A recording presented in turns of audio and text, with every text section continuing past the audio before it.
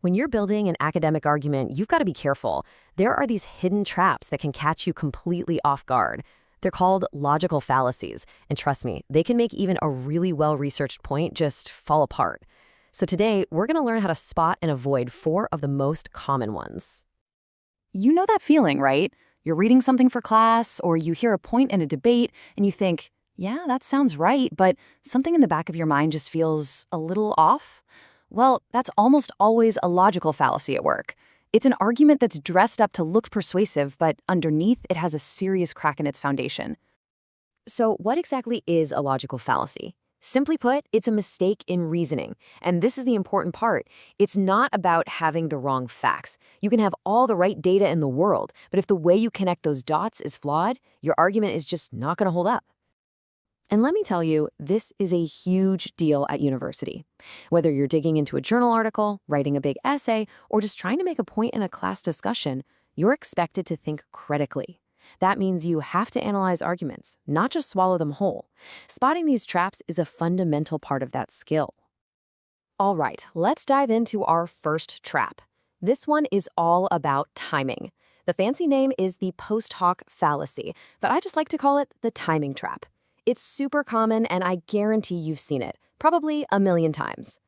So post hoc is just Latin for after this, therefore because of this. And the mistake is right there in the name. It's when you see one thing happen, and then another thing happens right after, and you just jump to the conclusion that the first thing must have caused the second. It's a classic case of mixing up sequence with causation. Okay, take a look at this. Event A, the university introduces online classes. Pretty soon after, Event B happens. Overall, student grades go down. The flawed conclusion? It must be the online classes. They caused the decline. But whoa, hold on a second. Could there be other things going on? Maybe a change in the curriculum or new outside stressors for students? Just because one happened after the other doesn't prove anything. And that brings us to the crucial point here. In any kind of academic work, a timeline just isn't enough. You need real evidence, you need data, you need to show a clear and logical link to prove that one thing actually caused another. Okay, on to trap number 2. I call this one the domino effect, but you probably know it as the slippery slope fallacy. This one is sneaky because it often plays on our fears instead of using actual logic. So a slippery slope argument basically says that if we take one small, maybe even reasonable first step, it's going to trigger this unstoppable chain reaction that leads to some totally extreme, disastrous outcome. The problem?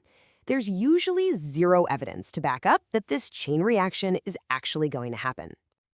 And oh boy, here's a perfect example from right now. You might hear someone argue, if we let students use AI tools for their research, then what's next? They'll stop learning how to think for themselves, critical thinking will vanish, and the entire academic world will collapse. See how that's a massive leap from a small step to a catastrophic ending without proving any of the steps in between? So the big takeaway here is that strong academic arguments avoid exaggeration. If you're going to claim that A leads to B, which leads to C, you had better be prepared to prove every single one of those links with evidence and solid reasoning.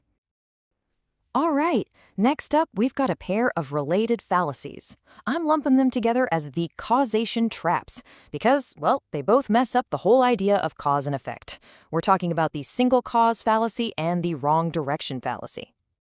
The single cause fallacy, it's all about oversimplification. It's when you take a really complex issue and try to blame it on just one single thing. On the other hand, the wrong direction fallacy is when you get the cause and effect totally backward. You see that two things are connected, but you mistake the result for the cause. Let's look at a couple of clear examples. Someone might say, plagiarism happens only because students are dishonest. That's a single cause trap. It completely ignores all the other factors like stress, confusion about citation rules, or poor time management. Then for wrong direction, think about this. Students are anxious because they get low grades. I mean, it sounds plausible, but couldn't it be the other way around? Couldn't high levels of anxiety be what's causing the low grades? And the crucial point for both of these traps is that academic work is all about nuance. Real-world problems are messy and complicated. A strong analysis always acknowledges that complexity, looks at multiple factors, and makes sure it gets the relationship between cause and effect pointing in the right direction. So now that we know what these traps look like, what do we actually do about them? let's put together your critical thinking toolkit. A few simple questions and strategies you can start using immediately. When you're reading for class, you need to become an active questioner. Just ask yourself, is there real evidence for this claim, or is it just based on timing? Is the author exaggerating things? Does this feel like a likely outcome? Are they oversimplifying a really complex issue? And finally, are they sure they've got cause and effect in the right order? And then, when it's your turn to write, you can make your own arguments basically bulletproof. Use careful language, like this may contribute to, instead of this causes. Back up every single claim with good evidence.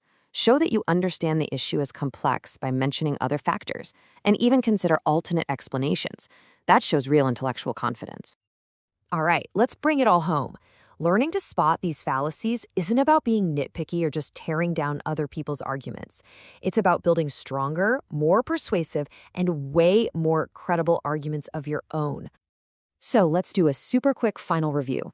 First, you've got the timing trap, confusing sequence with cause. Then there's the domino effect, predicting crazy outcomes without any proof. And finally, the two causation traps, oversimplifying with a single cause or getting it backward with the wrong direction trap. Keep an eye out for these four and you're going to be in great shape. This quote from the source material just sums it all up perfectly. Strong academic writing isn't about being the loudest person in the room or making absolute, unshakable claims. It's about being careful, being thoughtful, and supporting what you say with good, solid evidence. And here's the last thing I want to leave you with. This isn't just a list of rules to memorize. Really understanding these traps fundamentally changes how you engage with information. It transforms you from a passive reader into an active, critical thinker. And that, right there, is the whole point.